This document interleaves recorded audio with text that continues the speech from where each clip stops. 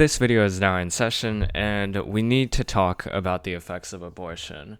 A few months ago, or maybe more like a month ago, when a lot of pundits were trying to analyze what the effects of the voting patterns would be after the overturning of Roe versus Wade in the Supreme Courts, a lot of people said that abortion may have some short-term effects, but longer term, it might be more subdued. I even thought that myself.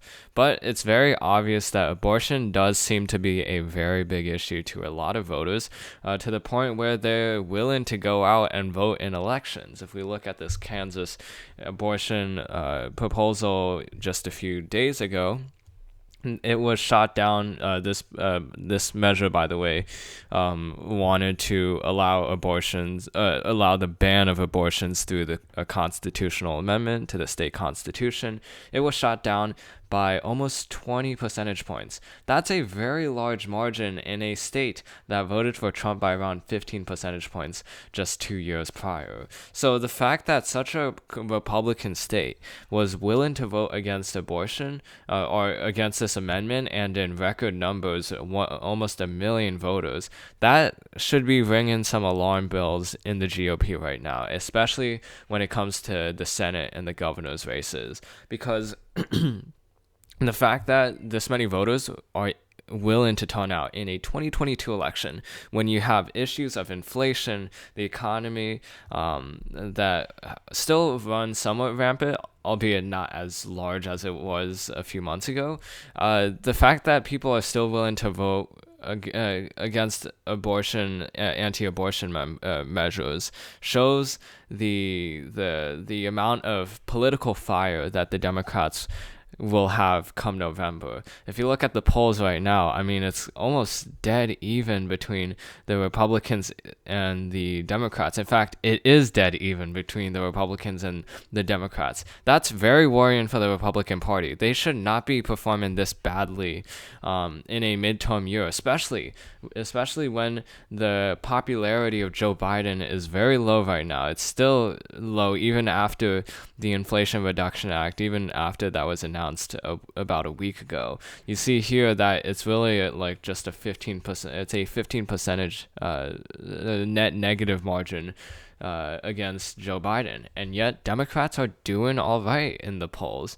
Now, there has to be a lot of caveats to this. The Democrats are on a roll right now. They've gotten the CHIPS bill passed. They've gotten the PACT Act passed. They're probably gonna get the Inflation Reduction Act passed.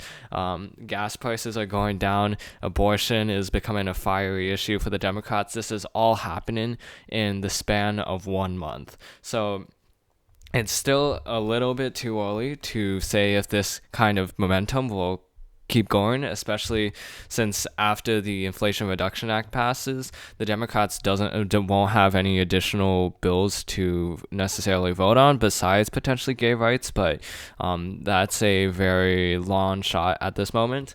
And the other thing is that even though Republicans and Democrats are even right now, Republicans have had a history of having late October surges in the polls that allow them to have such big margins in red wave years. We're not at October yet, so we're not sure if this margin will actually stay or not. But the fact that the fact that the margin is narrowing with just maybe like 3 months before the election, that's incredibly worrying for the Republicans, since this is supposed to be a year where they do really well at. In 2014, they were able to take the Senate by flipping many Senate seats. They were able to flip dozens of House seats in the 2020 election, or not the 2020, the 2010 election. And yet, in this election, they may flip at most 3 dozen seats. And that's primarily because of abortion, as well as the slowing down of the inflation that we've been seeing over the past couple of months. Inflation is still high, and it will still be high for the next 1 or 2 months. But gas prices are going down. That's one of the major that's one of the major reasons why inflation has been at such high levels, is because of gas prices. And now in many states, they're below $4 a gallon.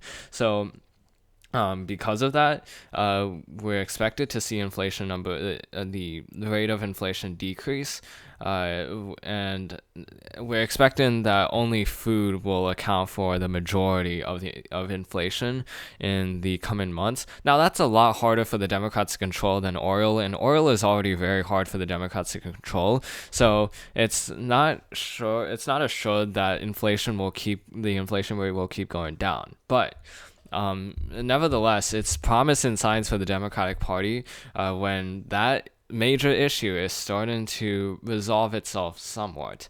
And then you also have a ton of fiery issues like abortion, gun rights, education, healthcare that the Democrats can run on.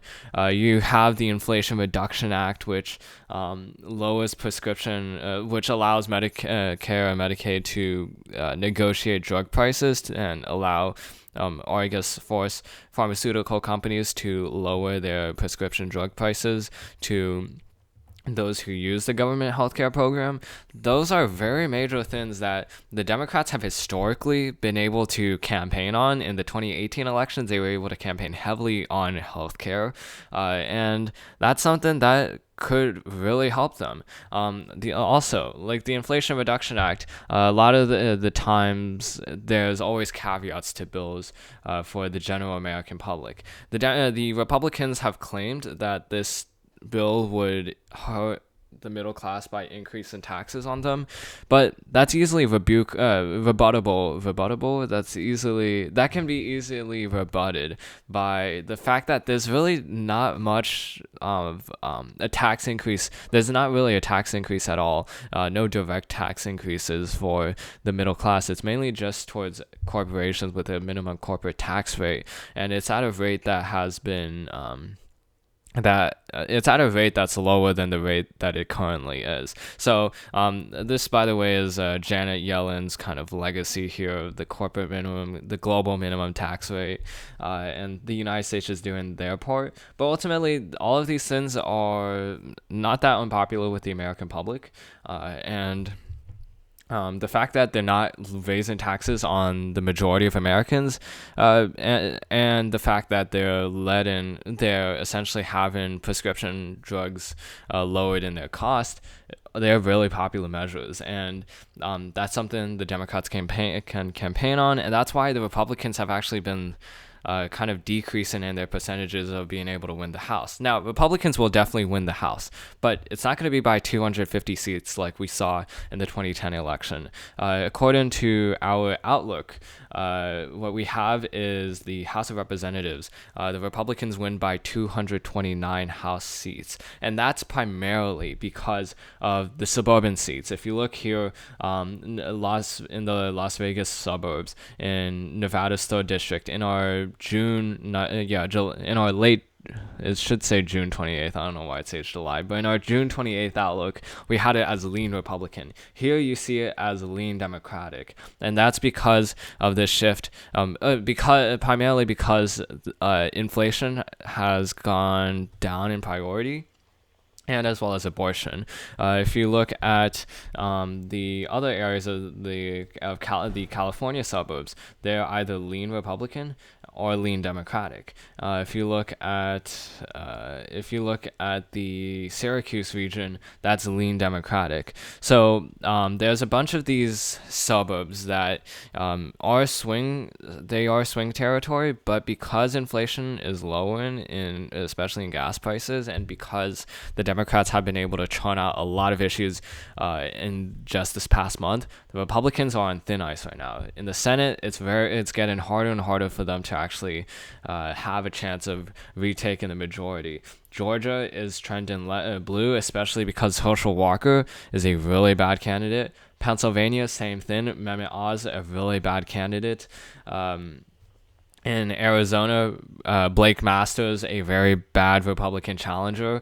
The issues of abortion are only accelerating the unpopularity of a lot of these Republican candidates. And that's something that will continue because, frankly, the Republicans have put up really bad candidates. Like, they could have chosen electable candidates, but because of Donald Trump, in many of these cases, these races are turning out to be much easier for the Democrats. Obviously, there's still a chance that Blake Masters can win the Arizona Senate race, but it would have been much higher if it was someone like Jim Lamon who could appeal to the moderates. But the fact that you have a lot of these Republican candidates who are totally against abortion, in many cases against exceptions for rape or for miscarriages, and the fact that you have Republicans who are openly pro-gun, who are willing to talk about conspiracy theories, it's certainly to the detriment of the Senate Republican caucus. And the same thing applies to the governor's races. Michigan's governor's race should be competitive, but instead it's solidly Democratic because no Republican candidate in the Republican primary in Michigan was able to present an electable version of themselves. Doug Mastriano is considered too far right for many Pennsylvanian moderates. So you have this mix of a ton of bad Republican candidates and the rise in issues of abortion, and as well as the slowing of inflation. So all of those things combining together, it makes it look like a very good situation for the Democrats right now. And because of that, we rate the Senate as a 51 majority for the Democratic Party, and we only have a 229 seat majority for the Republican Party. That's pretty good for the Democrats. And that's something that the Democrats should try to keep. Obviously, they should try to keep that if they want to do well in 2022. But it's something that it is doable because you have a ton of these issues that are coalescing at the same time. So abortion is something that should not be ignored anymore by the pundits. And it's certainly having an impact that will most likely lead to the general election. So that's the end of this video. We're gonna make a few more videos in the next week that go more into the primaries that happened this week, like how Trump's influence in the Republican Party may turn out disastrous after November, and as well as the Democrats and their meddling in certain Republican primaries. So I hope you enjoyed this video. This video is now adjourned, and I'll see you in the next one.